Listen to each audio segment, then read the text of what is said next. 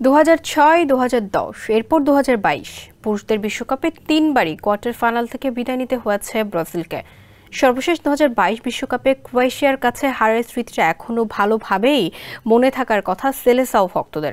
এমনকি 2024 সালে কোপা আমেরিকার থেকেও ব্রাজিলের বিদায় হয়েছিল এই শেষ 8-এর চক্রে। ব্রাজিলের তরুণীরা সেই হারের ক্ষতটা আবারও মনে করিয়ে দিল সেলেসাও ভক্তদের। ফিফা অনূর্ধ্ব-20 নারী বিশ্বকাপের কোয়ার্টার ফাইনালে উত্তর কোরিয়ার কাছে 1-0 ব্যবধানে হেরে টুর্নামেন্ট থেকে বিদায় নিয়েছে হলুদ জার্সিধারীরা। চেউন ইয়ং এর 49 মিনিটের গোলে বিদায় নিশ্চিত হয় ব্রাজিলের মেয়েদের। ম্যাচের বাকি সময়ে খুব একটা বড় আক্রমণ অবশ্য করতে পারেনি সেলেসাও মেয়েরা। আগের 4 ম্যাচে প্রতিপক্ষের জালে 17 গোল দিলেও এই ম্যাচে উত্তর কোরিয়ার পোস্টে মাত্র 2বার নিতে পেরেছে শট।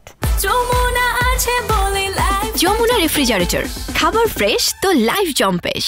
উত্তর কোরিয়া পুরো আসরে রক্ষণাত্মক ভঙ্গিতে খেললেও ব্রাজিলের বিপক্ষে নিজেদের চেনা ছন্দে ফিরেছে। বিরতির পর 4র্থ মিনিটে বক্সের বাইরে থেকে নেওয়া শট ঠেকাবার সাধ্য ছিল না ব্রাজিল গোলরক্ষকের।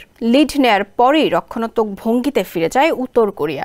ব্রাজিলের মেয়েরা খুব বড় প্রচেষ্টাও দেখাতে পারেনি। শেষ পর্যন্ত আরও একবার কোয়ার্টার ফাইনাল থেকেই বিদায়ের স্বাদ পেল সেলেসাওরা।